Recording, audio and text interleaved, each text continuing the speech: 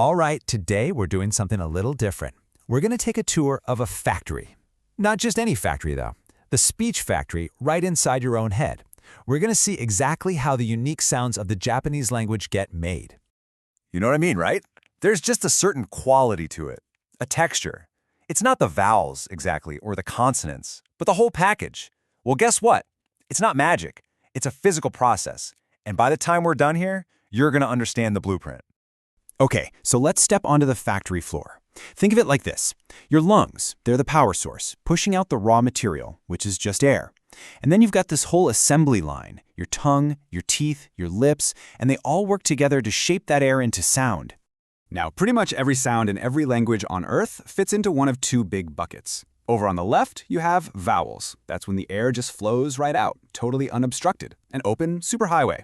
But on the right, you've got consonants, and that's where we get our hands dirty, so to speak. We're actively blocking, squeezing, and redirecting that airflow to create all sorts of different sounds. So let's start with that open highway. The Japanese vowel system is famous for being incredibly clean, incredibly simple, and honestly, it's the absolute foundation of how the language sounds. And here they are. There are just 5 of them. That's it. Let's just say them. A, I, U, E, O. Super clean, super simple. These 5 sounds are the bedrock for basically every single syllable in the language. And here's the secret to getting them right: relaxation. It's all about being relaxed. See, in English, we might make a big, tense ah sound, but Japanese vowels are made with way less effort. There's almost no tension in the mouth at all. This is a perfect example. Take the oo sound. In English, to say oo, we really pucker our lips, right? But the Japanese oo is much flatter. The source material specifically warns against rounding your lips too much. It's a tiny difference, but it's absolutely key to sounding authentic.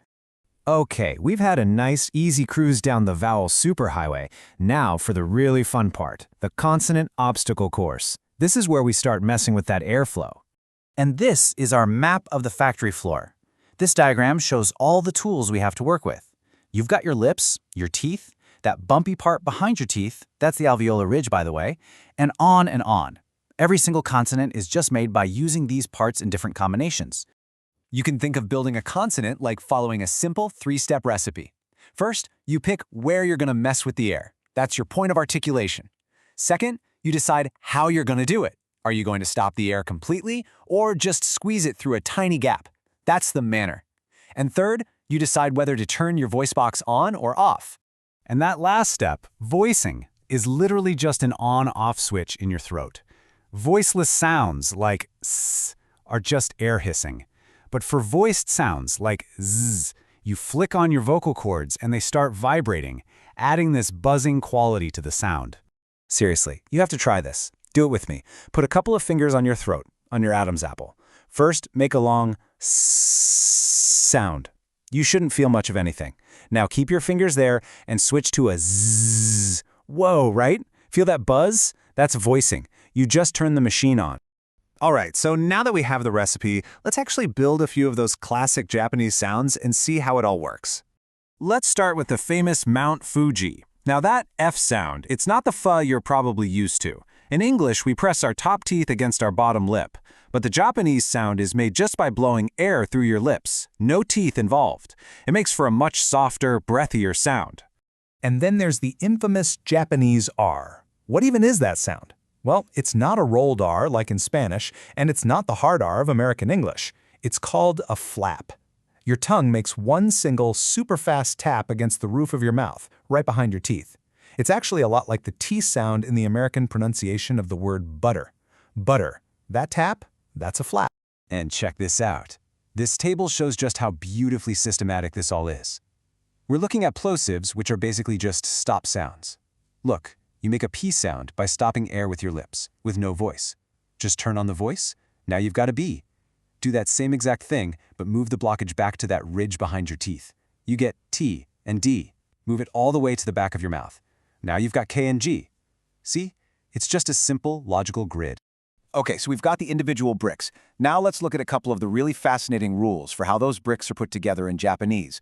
Rules that can completely change the meaning of a word. First up, and this is a huge one, is vowel length. In English, if I say B or B. It means the same thing, but in Japanese, how long you hold a vowel is absolutely critical. And this is the classic example. You've got obasan with a short, quick ah. That means aunt.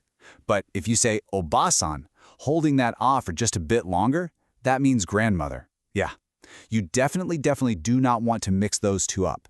It just goes to show you how a tiny phonetic detail can carry massive meaning. And for our last little secret, get this. Sometimes Japanese vowels just vanish. Well, okay, they don't totally disappear. They become devoiced, which is just a fancy way of saying they get whispered instead of fully spoken. See if you can hear it. The word for medicine, kusuri, often sounds more like ksuri. That oo sound just gets squeezed out. Same with the word for desk, tsukue, which sounds more like tsukue. And there's a rule for it. It usually happens to the vowels e and u when they're sandwiched between two voiceless consonants, like k and s. So when you boil it all down, the crucial point is this. The mind-boggling variety of sounds in human language isn't random chaos. It's an elegant, predictable system. Every single sound is just a combination of those simple choices we make inside our speech factory. Where do we stop the air? How do we stop it? And are the vocal cords on or off? And that's really the amazing takeaway here. The human speech factory, it's universal. We all have the exact same equipment to work with. Japanese just uses a particular blueprint to build its sounds. English uses another, Spanish another. So next time you're talking, just think about it for a second. What unique blueprint is your language using?